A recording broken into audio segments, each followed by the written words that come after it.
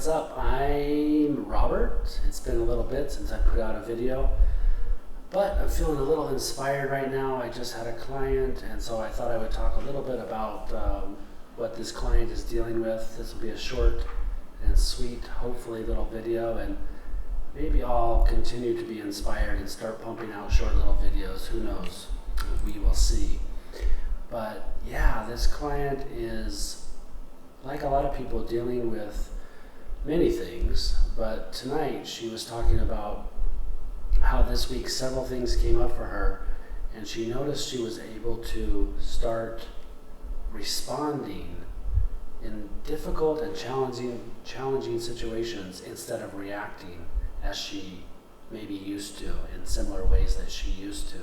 So one of the examples she was using tonight was how her boss and her were getting into quite a intense conflict. And before, her nature, her habit, her reaction was to defend herself and her position and really want to be right and really want to convince her boss why she was right. But this week, she found herself pausing and asking herself, what is this bringing up in him? Why is he defended? Why is he angry? Why is he frustrated? And something happened in her when she started practicing putting herself in his shoes and other people's shoes. This compassion came up. This was like, oh, this is bringing up something for him. And what did I do what might I have done to bring up this in him, this sort of anger in him? And she was able to use that, and in this situation realize that she did make a mistake, or she did do something she wished she had done differently. And so her response was to apologize. I'm totally sorry. This was my bad. You're right. I'm wrong. And when she was telling me about this tonight, it reminded me of something I was saying earlier this week to someone about the freedom that comes up when we just say, I'm sorry, instead of really trying to defend ourselves. I'm right, or